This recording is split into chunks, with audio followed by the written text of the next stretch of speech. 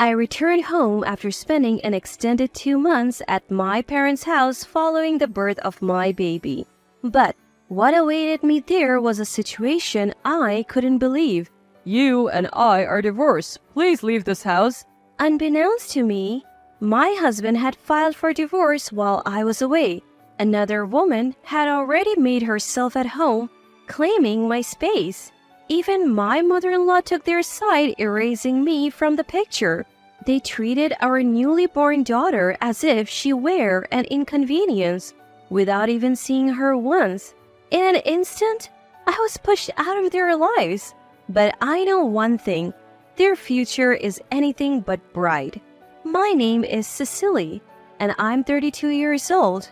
I have been married to my husband for 3 years. Currently, I'm 9 months pregnant, with 2 months left until my due date. Meanwhile, my husband Gail is having an ongoing affair. How did I find out about his infidelity? It happened due to a series of coincidences. One day, a little after my pregnancy was confirmed, my usually busy husband forgot his mobile phone at home. I was debating whether to call him at work when a notification popped up on the lock screen. Looking forward to our date today, seeing the incoming message, I let out an involuntary shout. What is this? The message left no room for doubt. He was cheating. I knew my husband's passcode. It's the debut date of his favorite artist. That piece of information was my saving grace. I unlocked the phone and opened the messaging app. The conversation with his affair partner was pinned to the top, signaling her importance to him. The woman's name seemed to be Rilana, and there they were, exchanging love notes on a daily basis. Looking back through the chat history, their relationship started a year ago. Apparently, they first met on a dating app. Somewhere along the line, it escalated into something extraordinary. I was so shocked, my hand trembled holding my phone. Gail, how could you? My emotions are in turmoil, swinging between sadness and disbelief. The thought of divorce flashes across my mind, but I'm pregnant with Gail's child. It's unthinkable that this child could grow up without a father.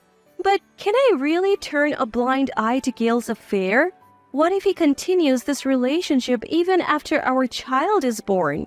The worst-case scenario sends shivers down my spine. Overwhelmed by severe nausea, I hurriedly rushed to the bathroom. I have been suffering from morning sickness lately, spending most days lying down. Unable to eat properly, I'm mentally and emotionally drained. I don't have the energy to confront Gail about his affair. Raising my voice could negatively affect the baby.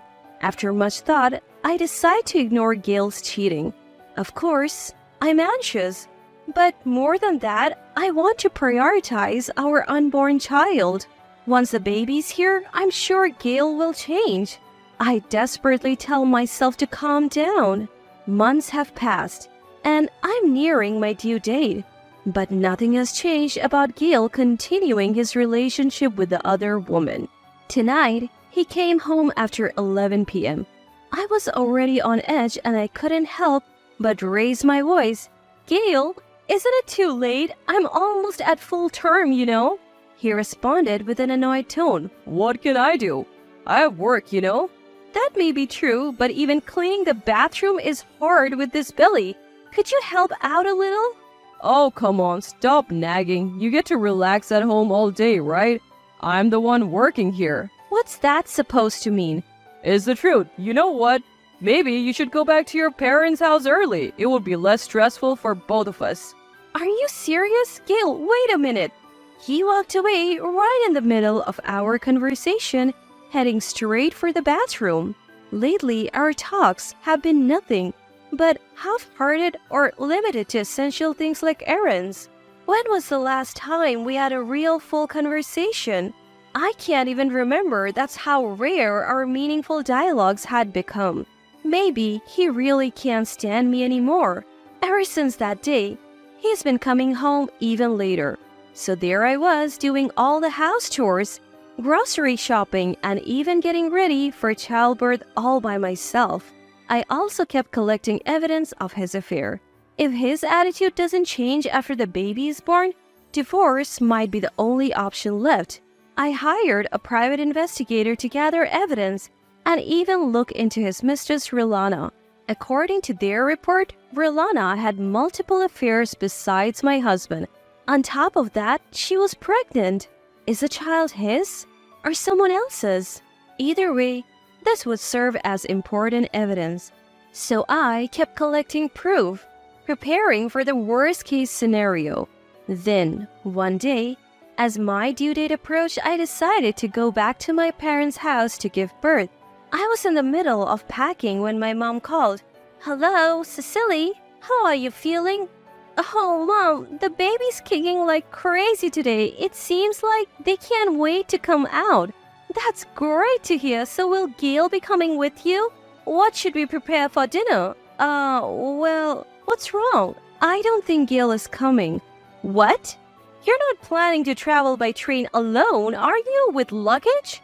My mom's concern was valid. It's a 3-hour train ride from where we live to my parents' house. Ideally, my husband would drive me, but he recently told me to go alone.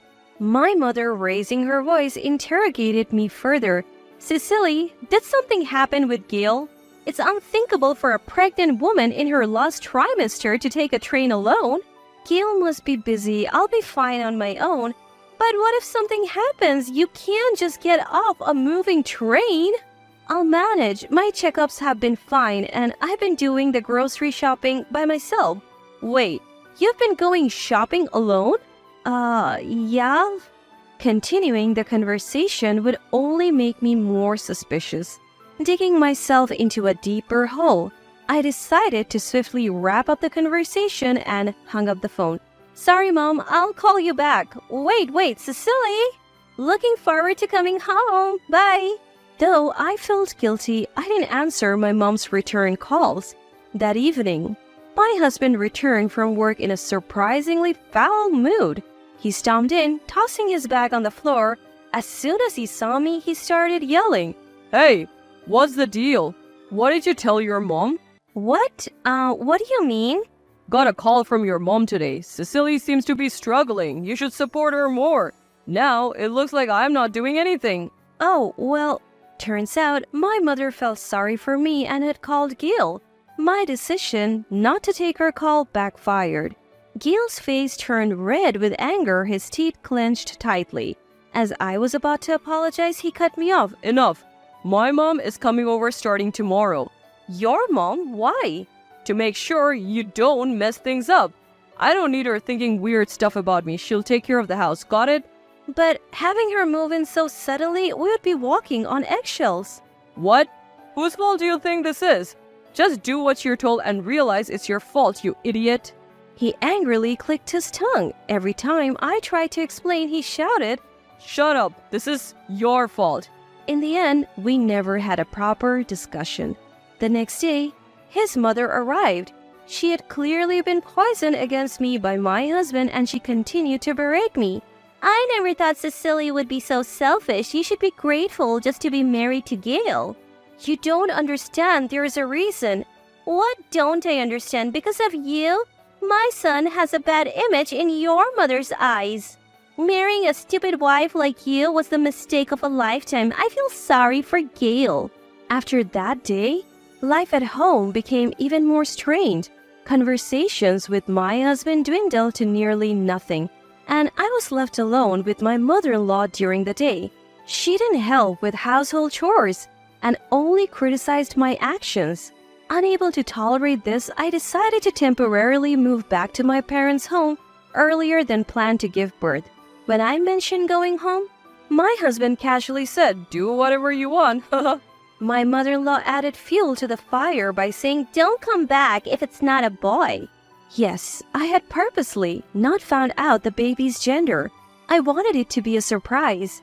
Yet, to hear such a thing, all I hoped for was a healthy baby. Once back at my parents' home, I spent the remaining time of my pregnancy in peace. A month later, my daughter arrived a little ahead of schedule. Weighing over 105 ounces, I named her Clara.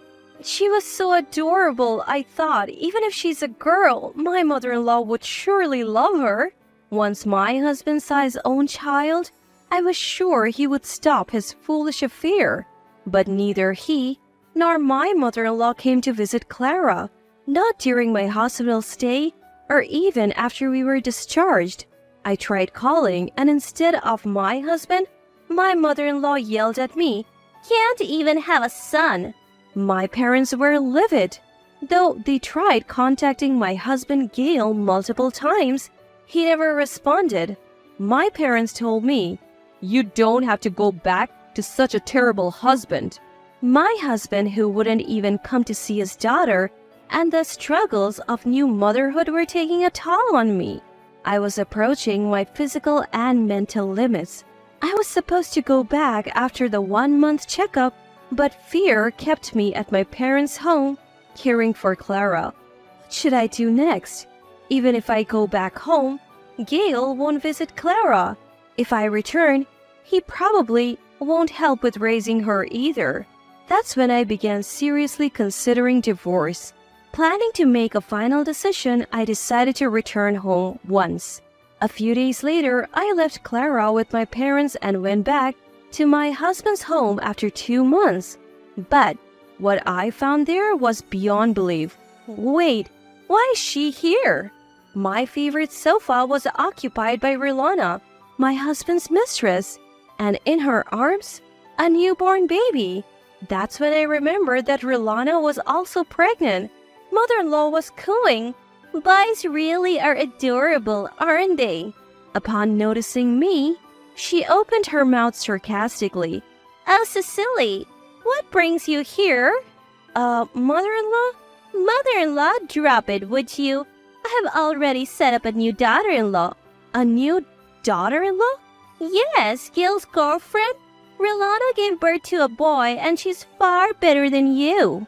I was speechless, hearing mother-in-law say that so blatantly. My husband looked at me and laughed as if mocking me. "We are already divorced. I'm living with her now, so you better leave." Divorced? What are you talking about? I haven't signed any divorce papers. "I did it for you. Be grateful. After all, you're the one to blame for not giving birth to a boy." Rage boiled up in me like dancing flames. Any love I had for my husband was gone. I held back my urge to yell and told him, "Fine, I'll accept the divorce, but is that child really yours?" What? What are you talking about?" Do you guys even know your affair partner there, Rilana? Was it? She's been involved with many other men. "What? How do you know that?" Because I knew all about Gail's cheating. I ignored it, thinking he would change after Clara was born. Clearly, I was foolish. My husband looked shocked. He probably never thinking his affair was out in the open. He was visibly disturbed by how easily I accepted the divorce. I coldly told him, "Divorcing you is a wish come true for me, but in return, stay out of my life. Clara and I will live on our own. And let's forget you were even a father. Oh, and I expect full alimony in the divorce settlement. Got it? That includes from Rilana." "Hold on. What do you mean Rilana has other partners? Is this true?" "Yes, it's true. I had a detective look into it. Why not get a DNA test if you're so doubtful? You might find some interesting results, including who the real father is." "Is this true, Rilana?" Rilana looked away uncomfortably at his questioning. "Answer me." Well, that's what you get for a relationship that started on a dating app. Unable to bear it any longer, my husband turned to me and began to plead. "Oh, wait, hold on. If that's the case, I'm fine raising a child that's ours. I don't have any obligation to raise someone else's kid." "Shut up. Trying to act like a father now? You've got to be kidding me." Everyone in the room shuddered at my raised voice. "You never lifted a finger to help me while I was struggling through pregnancy. Don't even start with your nonsense. I have completely fallen out of love with you. I can't stand the sight of you. Don't ever show your face in front of me and my child again." Amidst my own heavy breathing, I hurriedly packed up my belongings. Ignoring my husband's calls, I walked out of the house. Later, I contacted a lawyer to claim alimony in the divorce court against my ex-husband and his affair partner. I also demanded child support from him and made sure he paid it all at once. After some time, I received news from Gail about the DNA test results. As expected, the child born from Rolana wasn't his. Confronted with these results, she had this to say: "All I needed was someone with money." Turns out, she never loved Gail.